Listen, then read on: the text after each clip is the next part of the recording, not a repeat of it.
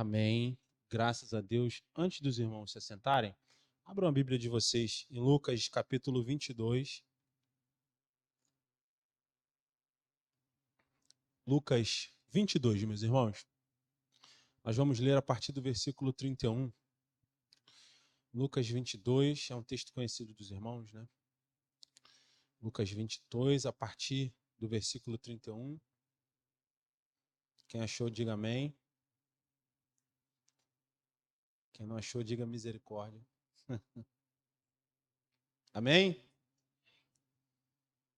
Amém. Diz assim a palavra do Senhor para mim e para você essa noite. Simão, Simão, Satanás pediu vocês para peneirá-los como trigo. Mas eu orei por você, para que a sua fé não desfaleça. E quando você se converter, fortaleça seus irmãos. Amém? Vamos orar mais uma vez? Senhor, nós queremos pedir. Vem com a tua mão poderosa sobre nós essa noite, sobre a tua igreja. Traz, meu Pai, revelação da tua palavra. Traz coragem para praticar. Capacita-nos para praticar a tua palavra no dia a dia.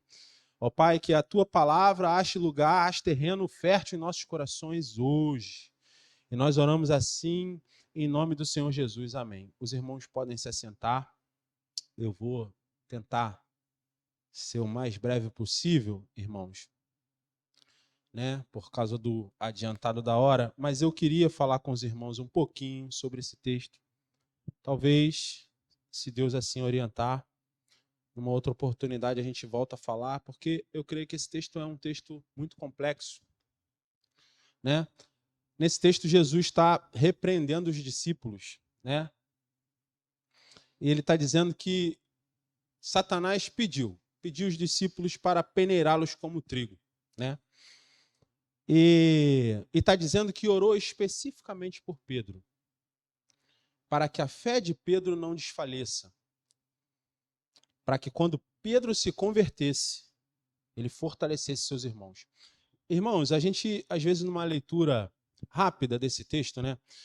Por que eu decidi trazer essa palavra aos irmãos? Porque outro dia eu estava fazendo o meu devocional e assim, eu entrei num dilema com Deus pelo que eu li, né? E a Bíblia é o único livro que a gente lê com o autor do nosso lado. Então a gente tem essa liberdade de ali questionar algumas coisas, querer entender mais do texto, querer entender o que o Senhor quis nos dizer através do texto. Por quê? Porque eu não entendo, meus irmãos, não entendi o seguinte, Satanás pede alguém para peneirar alguém gera uma ideia de dificuldade, mas Jesus em momento nenhum diz assim, olha, eu orei por você e te dei livramento da peneira de Satanás. Muito pelo contrário. Jesus diz o seguinte, olha, eu orei por você para que a sua fé não desfaleça. Então é o seguinte, Satanás pede alguém para peneirar e Jesus ora assim, olha, eu estou orando para que você tenha fé, mas você vai ser peneirado. Não tem como escapar disso, né? E quando você se converter, mas como assim quando eu me converter? Eu estou andando com o Senhor. Eu ando contigo há muito tempo, eu sou um apóstolo do Senhor. Como assim quando eu me converter? Eu achei que eu fosse convertido. Mas Jesus está dizendo aqui, quando você se converter, fortaleça seus irmãos. E para introduzir o texto, meus irmãos, a gente viu que Satanás tinha um plano de destruir os apóstolos. Vejam que no versículo 31, Jesus diz, Simão, Simão, Satanás pediu vocês. Não pediu só Pedro, pediu vocês. Pediu vocês. Quem eram vocês? Os apóstolos, né? Pediu vocês. Satanás tinha o objetivo de destruí-los através da dispersão, através da perseguição, né? Coisas que muitas pessoas encaram como desafios. Desafios que fazem muitos desfalecerem na fé. Então, quando a gente entende isso, a gente começa a entender o que Jesus quis dizer para Pedro. Porque as dificuldades, os desafios da vida, meus irmãos, os desafios que às vezes se apresentam diante de nós, vão requerer de nós fé. Vão requerer de nós fé. Então, meus irmãos, Jesus, antes disso, né, antes de acontecer isso aqui, Jesus tinha ministrado a ceia, né? Isso está um pouquinho lá atrás, a gente pode ver isso, né, lá pelo versículo 19, a gente pode ver que Jesus ministrou a ceia, né? E depois de ministrar a ceia, não pela ótica de Lucas, Lucas não falou sobre isso, mas os outros evangelhos falam que, salvo engano, João é mais específico, diz que Satanás entrou em Judas, né? Então, Jesus ministrou a ceia, Satanás já havia entrado em Judas, aqueles discípulos estavam ali reunidos com Jesus na ceia, aconteceu isso tudo, e dentro desse contexto, eles começaram uma discussão. E que discussão? Discussão de quem era maior entre eles. De quem era maior entre eles. Eles começaram uma discussão, eu sou maior, fulano é maior, pererê, pererê. Quem vai ser o líder? Né? E aí, Jesus, a partir do versículo 25, Jesus dá uma lição neles, uma lição sobre liderança do ponto de vista de Deus. Por quê, meus irmãos? Liderança do ponto de vista do homem tem um conceito específico. Liderança do ponto de vista de Deus tem um outro conceito específico, totalmente diferente. Aí fora, meus irmãos, muitos líderes massacram os outros. Muitos líderes comandam dando ordens, empurrando, açoitando, né, no sentido figurado, né? Mas Jesus vai dar uma lição aqui. Ele vai dizer o seguinte, olha, Jesus lhes disse, os reis das nações dominam sobre elas. E os que exercem autoridade sobre elas são chamados benfeitores. Mas vocês não serão assim. Ao contrário, o maior entre vocês deverá ser como o mais jovem. E aquele que governa, como que serve. Pois quem é maior? O que está à mesa ou o que serve? Não é o que está à mesa? Mas eu estou entre vocês como quem está à mesa? Mas eu estou entre vocês como quem serve. Vocês são os que têm permanecido ao meu lado durante as minhas provações. E eu lhe designo um reino, assim como meu pai designou a mim, para que vocês possam comer e beber à minha mesa, no meu reino, e sentar-se em tronos, julgando as 12 tribos de Israel. Eu creio que Jesus aqui estava vendo o que os apóstolos não estavam vendo. Eles não estavam vendo que enquanto eles discutiam, enquanto eles se distraíam com quem era maior, acontecia algo no mundo espiritual, que já havia acontecido com Judas. Então, meus irmãos, dentro desse contexto, Jesus muda o conceito de liderança que eles tinham. É como se Jesus estivesse dizendo para eles assim, cara, vocês estão preocupados, né? Como quem dentre vocês, quem é o maior, tem uma coisa que vocês vão se preocupar. Está vindo uma tempestade aí. Está vindo uma dificuldade aí. E se vocês não se cuidarem, a fé de vocês, ela vai desfalecer. E Jesus vai dizer, Simão, Simão. Então, meus irmãos, aqui a gente vai poder entender o seguinte. Jesus, ele mudou o nome de Simão. Os irmãos sabem, né? E passou a chamá-lo de Pedro. Mas aqui, nesse caso, especificamente, Jesus chama Simão, Simão. Chama 2 vezes Pedro pelo nome original. Isso me faz lembrar da minha infância, quando minha mãe me chamava de Rodney, tinha alguma encrenca. Eu já sabia que eu estava encrencado, eu estava frito. E Jesus chama Simão, Simão, pelo nome original. Jesus faz isso 2 vezes. E anterior a isso, Jesus já havia feito isso com outras pessoas. Os irmãos lembram quando Jesus chamou Marta? Chamou Marta, Marta. Os irmãos lembram quando Jesus, se referindo a Jerusalém, né, que ele queria abraçá-los, né, como a galinha, né, abraça seus pintinhos, né, escondê-los, né? Mas Jerusalém matava os seus profetas. Então, Jesus, se referindo a Jerusalém, disse: Jerusalém, Jerusalém. Quando Jesus falava dessa forma, irmãos, ele queria dar ênfase, ele queria chamar atenção para aquilo que ele ia falar, chamar muita atenção para as informações que ele queria compartilhar. Aqui não era diferente. Jesus chama Simão, Simão. Simão, Simão. E diz: Satanás pediu vocês. É como se Jesus estivesse dizendo: enquanto vocês discutem quem é o melhor, enquanto vocês estão distraídos com o que está acontecendo ao redor de vocês, Satanás pediu vocês.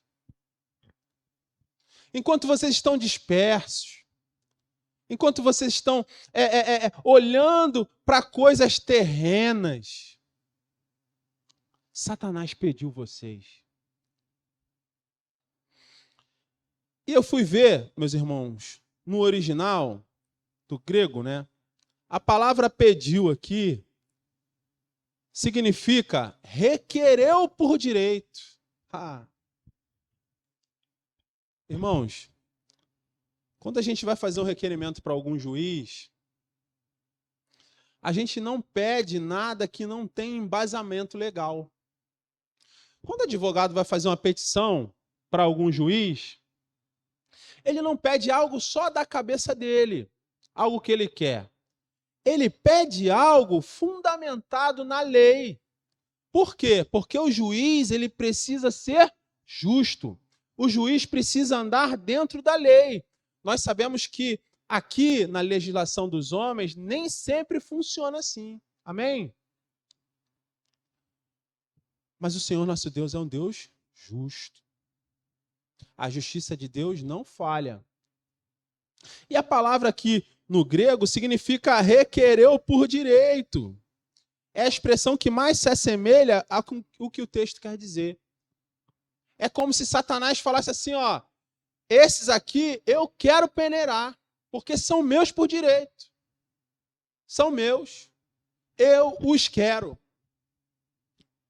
Os irmãos lembram quando Satanás ele entra na presença do Senhor enquanto os filhos de Deus adoravam o Senhor, né? Algumas traduções dizem os anjos, né? O que acontece lá, né, em Jó? Satanás entra, ele vai no meio dos filhos de Deus, né?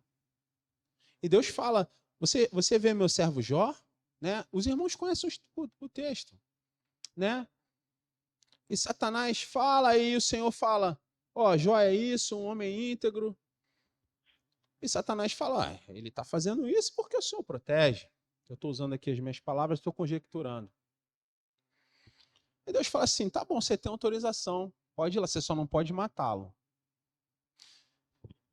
Eu fico impressionado com a palavra de Deus, irmãos, porque os detalhes são muito importantes para que nós possamos interpretar de forma adequada o texto.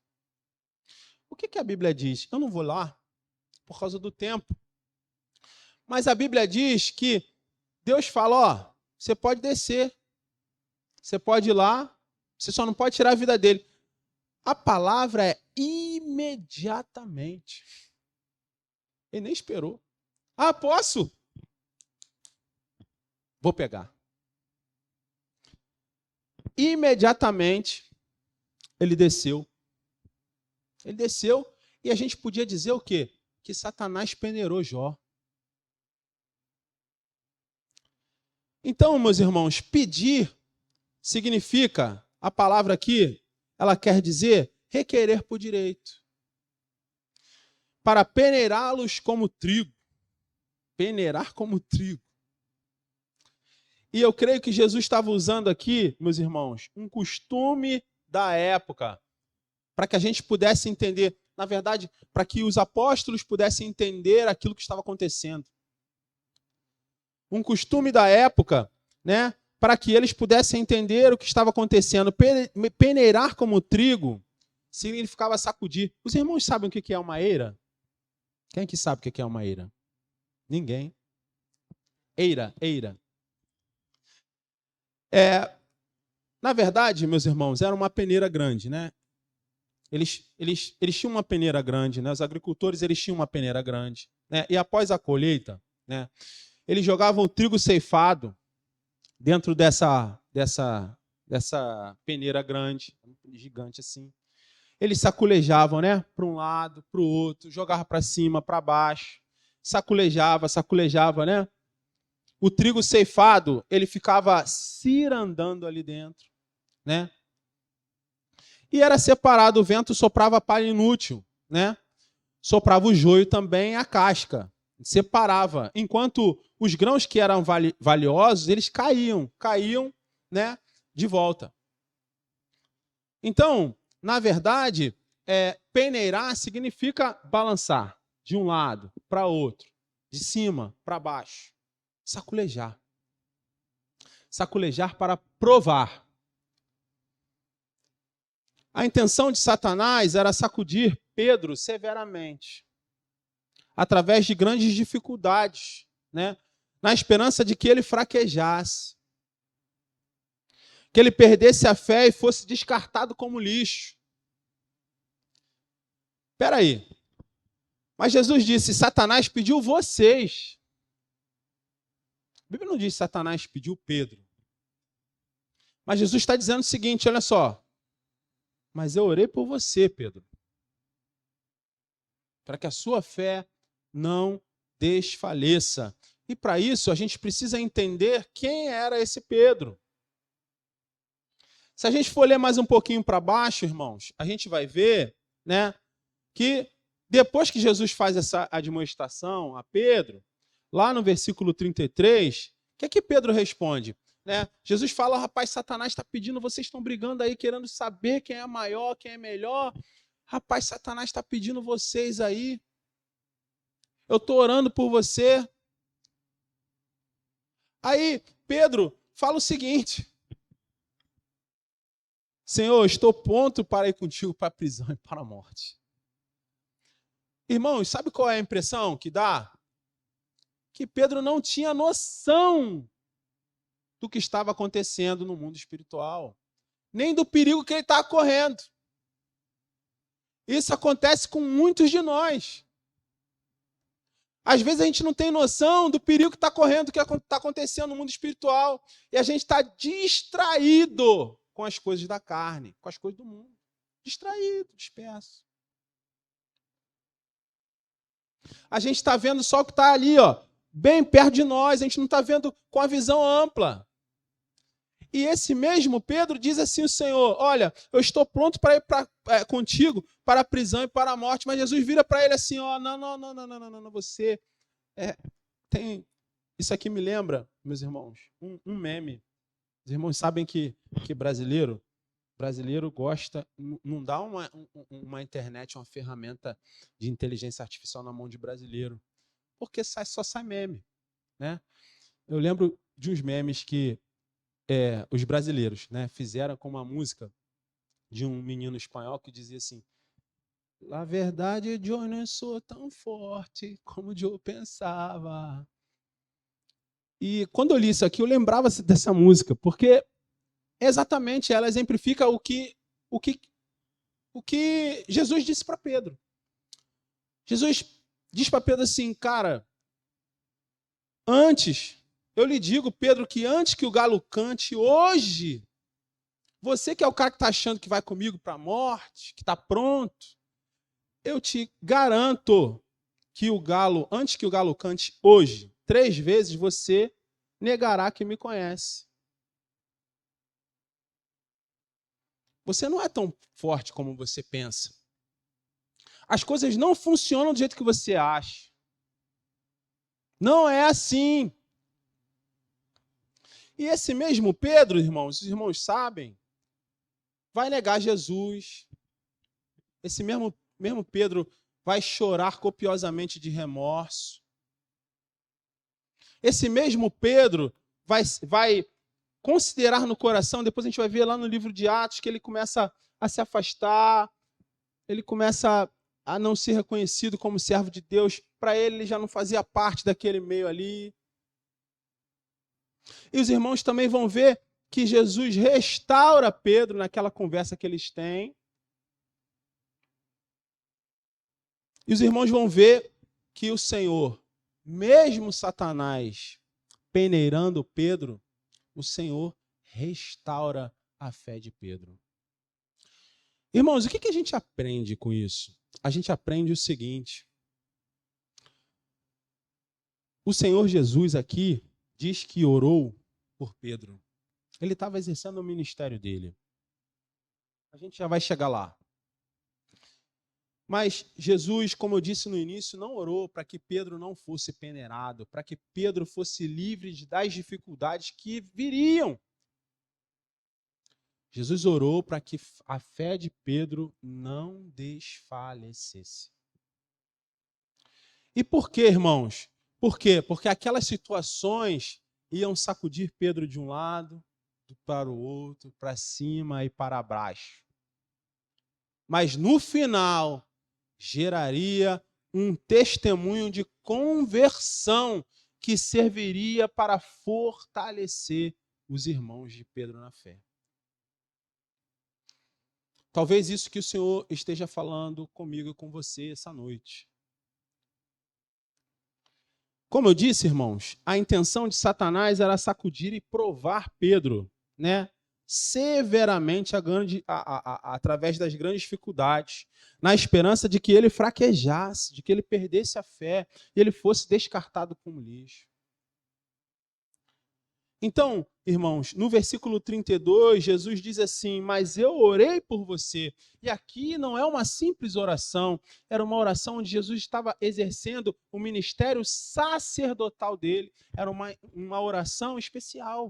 Vejam que lá em Hebreus, irmãos, 7, né, a gente vai ler do 20 ao 26, se os irmãos quiserem abrir aí, né, se os irmãos quiserem abrir o texto e acompanharem comigo, vai ser legal, porque eu não trouxe os slides hoje foi um dia conturbado, né? Eu não trouxe os slides, mas assim, quando a gente abre, a gente não perde nenhum detalhe da palavra do Senhor, né? Hebreus 7, a partir do versículo 20, se os irmãos quiserem, pode abrir. Hebreus 7, 20.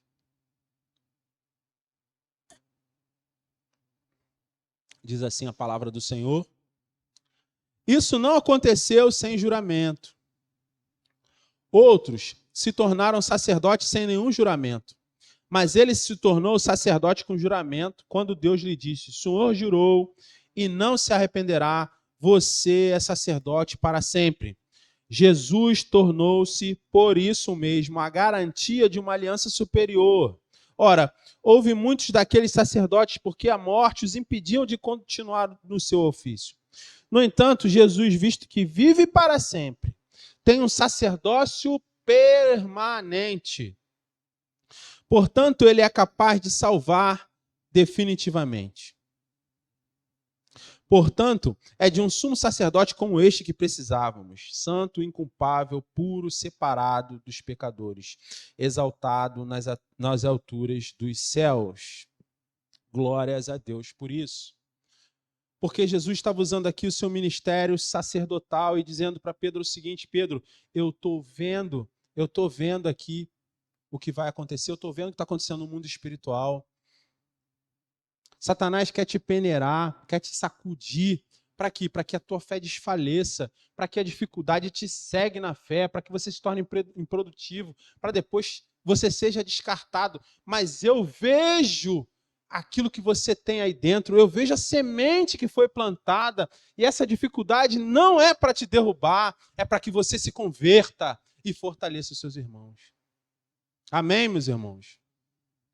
A gente precisa entender isso. A gente precisa entender que a nossa vida está nas mãos do Senhor. Olha, irmãos, tem muitos homens de Deus falando. Deus tem usado muitas pessoas e repetidas vezes nós temos ouvido interpretações de sinais claros da volta de Jesus. Eu já cansei de ouvir isso. Mas eu preciso ouvir ainda mais. Porque, às vezes, irmãos, como os discípulos aqui estavam distraídos, nós somos levados a momentos de distração. E eu fui procurar o significado dessa palavra, né? Ela era muito usada no passado, irmãos, a distração, né? Para amarrar uma pessoa enquanto ela era morta. e mostravam a essa pessoa coisas para que ela não focasse atenção no que estava acontecendo com ela. Então, meus irmãos, distrair significa enganar, tirar o foco da realidade. Assim os apóstolos estavam. Por quê? Eles não faziam ideia do que estava acontecendo no mundo espiritual. Satanás estava igual um pitbull querendo pegar. Bramando como um leão. Querendo peneirar. Querendo sacudir. E eles estavam discutindo. Eu sou mais do que você, Pedro. Eu sou mais apóstolo. Eu sou mais espiritual. Eu sou... Os irmãos compreendem? E a gente não pode deixar que esse tipo de distração paire sobre as nossas vidas. A gente tem que entender o seguinte, como foi falado aqui de manhã, como está sendo falado. O pastor Felipe falou isso de manhã, né? Irmãos, falta pouco. Falta pouco. Os irmãos acompanharam um jogo de futebol hoje, né? O futebol tem um poder muito grande, ele une todas as pessoas, né? Todo mundo para assistir a TV. E aos 45 do segundo tempo, nosso time estava perdendo. Então começa o outro time querer atacar para empatar o jogo. Nem sempre o tempo é suficiente, como não foi hoje, infelizmente. Mas que, se eu pudesse dizer, irmãos, a gente está aos 45 do segundo tempo. Por quê? Porque os sinais estão aí. Só não vê quem não quer. Mas esses 45 do segundo tempo pode demorar uma eternidade. Pode, mas pode ser amanhã. E se eu e você não estivermos prontos? E se não tiver óleo na nossa candeia? Então, meus irmãos, Jesus diz, eu orei por você. Eu intercedi, eu sou um intercessor. Eu intercedi por você, Pedro. Mas eu intercedi para que fosse transformada, essa peneira de Satanás fosse transformada numa experiência de conversão. Para que você fortaleça os seus irmãos, para que você tenha autoridade. E a gente pode ver na vida de Pedro. Pedro foi aquele que cortou a orelha de Malco. Quem se lembra? Cortou a orelha de Malco. Jesus fala para ele o seguinte, rapaz, quem vive da espada, morre pela espada. Isso demonstra o quê? O comportamento impulsivo desse homem. A gente vê que Pedro era um homem difícil. Eu me identifico muito com ele, porque Jesus teve uma paciência enorme com Pedro, paciência de ensino, paciência de quem ama. Porque se fosse eu aqui, não ia orar, né? Eu ia falar assim, eu ia ficar pensando, rapaz, que... Então, Jesus ensina e a gente vê o crescimento de conversão de Pedro, esse homem impulsivo, esse homem que nega Jesus. Esse homem que quando encontra com Jesus lá no episódio da transfiguração, esse homem fica sem saber o que dizer e diz assim, mestre, é bom que estejamos aqui, vamos construir uma tenda para mim? Ele não se ligou no que estava acontecendo. Era algo espiritual. Esse homem foi peneirado pelo Senhor. Peneirado pelo Senhor. Os irmãos conhecem a vida de Pedro. Mas lá no final, irmãos, lá no final, ele solta essa daqui, ó. Vê se não é um outro homem. Não é o mesmo Pedro. Não é Simão, é outro. Ele diz o seguinte, esse mesmo homem que cortou a orelha de Malco, que negou Jesus, que queria ser maior do que os outros, esse mesmo homem, ele diz o seguinte, ó, lá em 1 Pedro, capítulo 5, versículo 6, ele diz assim, portanto, humilhem-se debaixo da poderosa mão de Deus, para que ele os exalte no devido tempo. Espera aí, Pedro, que incoerência é essa? Você é o cortador de orelhas. Você é um homem que nega o seu mestre. Como é que você está dizendo que a gente deve se humilhar debaixo da mão poderosa de Deus? Porque se humilhar debaixo da mão poderosa de Deus, irmãos, significa se submeter à vontade de Deus, em detrimento da nossa. abrir mão daquilo que a gente quer fazer, em detrimento daquilo que Deus quer fazer. Se colocar diante do Senhor, se humilhar, se matar. Morra eu, viva o Senhor. O que Pedro está dizendo? Ó, se humilha, acalma, se rende debaixo da mão poderosa do Senhor, para que no devido tempo ele se exalte, ou seja, para que você espere um tempo, aquela experiência passe, você amadureça e o Senhor te exalte. O que Pedro está falando? Existe um processo, mas enquanto você não sabe o que está acontecendo, se humilha. Se humilha debaixo da mão poderosa do Senhor. Por quê? Porque no devido tempo, para que ele o exalte no devido tempo. Vai ter um tempo que essa experiência ela vai virar testemunho de conversão. Ah, irmãos, olha aí. Olha o que esse homem aprendeu, ele foi peneirado. No versículo 7, ele diz o seguinte: lancem sobre ele toda a sua ansiedade, porque ele cuida de vocês. Não é o mesmo homem, é um homem convertido. É um homem provado pelo Senhor. É um homem cheio de fé. É um homem que agora pode fortalecer os seus irmãos. Os irmãos compreendem. Então, meus irmãos, Jesus diz: Pedro, eu orei por você. Eu orei por você para que a sua fé não desfaleça.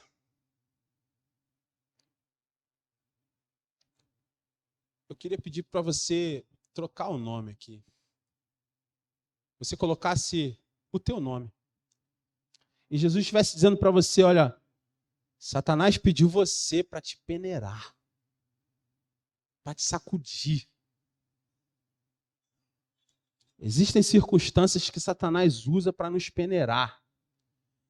E ele requer você, ele pediu você, ele reiterou lá, ele requereu você para te peneirar. Aí Jesus diz para você a mesma coisa que ele disse aqui para Pedro: mas eu intercedi por você. Porque eu vejo em você o que Satanás não vê. Eu vejo a semente que eu plantei em você. E essa dificuldade vai gerar conversão em você. E você vai fortalecer os seus irmãos.